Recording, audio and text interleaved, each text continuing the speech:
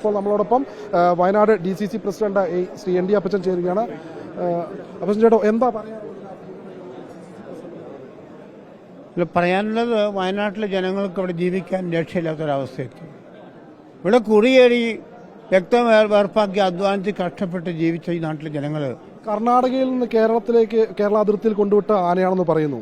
ഇതിന്റെ radio collar signal ലഭിച്ചിട്ടില്ല. കർണാടകയുമായി ബന്ധപ്പെട്ടിട്ടും കിട്ടിയിട്ടില്ല എന്നാണ് പറയുന്നത്. കർണാടകയിൽ ഇപ്പോൾ ഭരിക്കുന്ന കോൺഗ്രസ് അല്ല. അപ്പോൾ ആ തരത്തിൽ എന്തെങ്കിലും ഒരു ഇടപെടൽ നടത്താൻ പറ്റില്ല? MP-നെ കോൺടാക്ട് ചെയ്തിട്ടോ? കർണാടകയിൽ നിന്നാണ് വന്ന ആന എന്നുള്ളത് ഇവർ പറയണമല്ലോ.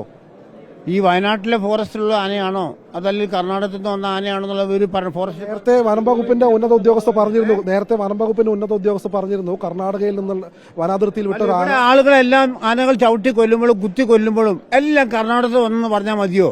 റേഡിയോ കോളർ ഘടിപ്പിച്ച ആനയാണെങ്കിൽ വനം വകുപ്പ് പറയുമോ? അവർക്കറിയാമല്ലോ, അവർ പറയട്ടെ, അവർ തുറന്നു പറയട്ടെ, പരസ്യമായി പറയട്ടെ. അവര് നമുക്ക് രാഹുൽ ഗാന്ധി കർണാടകന്റെ പ്രശ്നവും കേരളത്തിന്റെ പ്രശ്നമല്ല. ഇവിടെ മനുഷ്യരുടെ ജീവന്റെ വില അവിടെ പ്രശ്നം.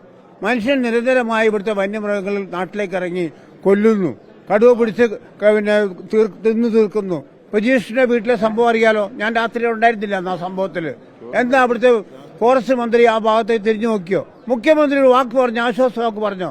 രാഹുൽ ഗാന്ധി പറഞ്ഞല്ലോ, അവർ ഫോണിൽ വിളിച്ച് സംസാരിച്ച ആ കുടുംബത്തോട്. അതല്ല, വരുമ്പോൾ ഞാൻ അവരുടെ വീട്ടിൽ വരുന്നു പറഞ്ഞു. ഒരു കണ്ടോളൻസ് ലെറ്റർ അയച്ചു കൊടുത്തു അവർക്ക്. അതുപോലും ചെയ്യാത്ത കേരളം ഭരിക്കുന്ന മുഖ്യമന്ത്രിയും ഇവിടുത്തെ വനംവകുപ്പ് മന്ത്രി എന്തിനു വേണ്ടി ഇവിടെ ഇരിക്കുന്നത്? എന്താവശ്യത്തിന് വേണ്ടിയാ? ഈ നാട്ടിലെ ഇവിടുത്തെ ഉദ്യോഗസ്ഥന്മാർക്ക് നിർദ്ദേശം കൊടുത്തുകൊണ്ട് വന്യമൃഗങ്ങളെ നാട്ടിലിറങ്ങാതിരിക്കാനുള്ള സംവിധാനം നമുക്ക് ഒരുക്കിക്കൂടെ?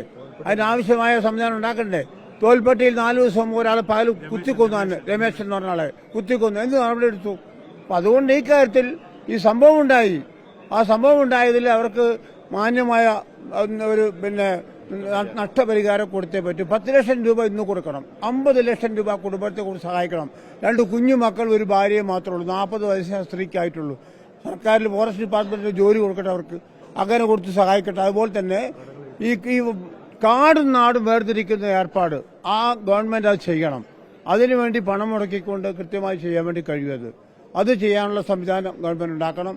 ഇവിടെ നമ്മളെ ബന്ധപ്പെട്ട ഉദ്യോഗസ്ഥന്മാർ DFO അല്ലെങ്കിൽ ഇവിടുത്തെ ജില്ലാ കളക്ടറോ ആരും സ്ഥലത്തേക്ക് എത്തിയിട്ടില്ല. കളക്ടർ MLA ആയിട്ട് സംസാരിച്ചോ? എന്താണ് അവർ പറയുന്നത്? സബ് കളക്ടർ MLA സംസാരിച്ചുകൊണ്ട് കാര്യം തീരില്ല. ആ ജില്ലാ ഭരണകൂടം തന്നെ പറഞ്ഞവിടെ ഒന്ന് സംസാരിക്കട്ടെ, തീർക്കാൻ ബാക്കിയുള്ള കാര്യങ്ങൾ.